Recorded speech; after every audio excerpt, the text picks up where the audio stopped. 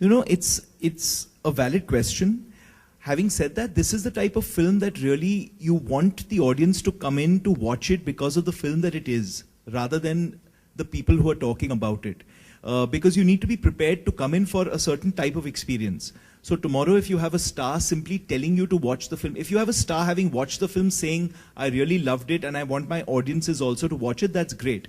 But a star campaigner just building off the image of a star and trying to associate that with a film, I don't quite think that's a route that we want to go down.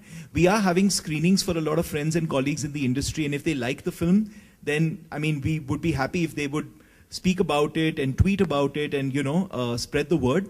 But to have one single star campaigner might really take away from the essence of what the movie is and become more associated with the image of that star, which is not something that we want. The same, I agree. Sorry? Yes. I've spoken about this earlier. Amir has seen the film and he loves the film. He really, really loved the film. Siddharth, the question is to you. UTV has always size-fits-all approach. And because today you've got so many screens available, it becomes very tempting to go ahead and just release a film very widely. But that can actually work to the detriment of films of this kind. These films are films that need to be nurtured, need to be grown, and you need to really be able to reach out and go to those audiences who really want to watch your film and are specifically telling you that this is a film that they want to watch, rather than going as wide as we have been going in the past and then having lower capacities. And what happens then is that the film tends to be tagged, because then the occupancies tend to be very low. You still have the same number of people watching it as if you would have released it very small. But then you've got low occupancies, the film is given a certain tag, and then it can never recover from that. So a film like this really needs the love and care and nurturing that we hope to be able to achieve with this sort of a release.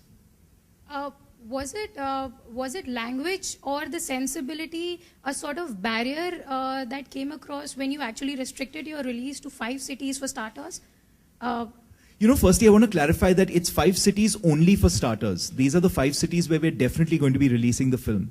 But before the release, if any of those cities that we've put down here actually come to that 100% benchmark, and we're not going into the number they need to achieve for that 100%, it's much more about, you know, we know what numbers we need in each city to be able to justify a release there. And they're not staggering numbers. We're trying to keep it as basic as possible so that even if there are a few hundred people in a city who want to watch the film, then they will get the opportunity to do so.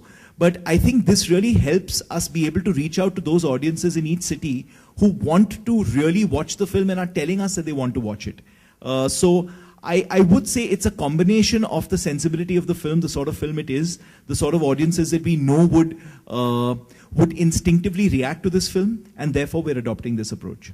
So, you know, there is some sort of monetary gain also that you guys would be looking out for. So when you are trying to route the promotions through online domain, did it ever occur to you that you could also simultaneously release the film online on a paper download model or something like that? You know, it's a great question. It's something that as an industry we are moving towards, and I think it's happening in the West as well. Unfortunately, the exhibition sector right now does believe that their revenues will be curtailed if you take a film online on the same day and date as it's released in theaters. And therefore, there is an embargo worldwide, and that's not just in India, on a film going on to any other non-theatrical platform simultaneously with a theatrical release. Having said that, I think most of us in the industry believe that audiences are different. It's not like just because it's available to watch online, someone's not going to go to the cinema if that's what they wanted to do anyway.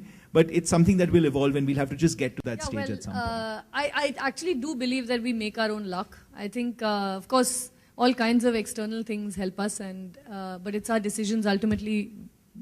Each of us is faced with a set of decisions that we make. And I'm hoping I've made a good decision by backing. In fact, I'm quite sure I've made a good decision in backing this film. Amir has always been supportive. Siddharth and UTV have been incredibly supportive and very much part of the team. And you know, this film is a result of this collaboration between Anand, myself, and UTV. So I'm hoping luck will also help us, and so will our good decisions.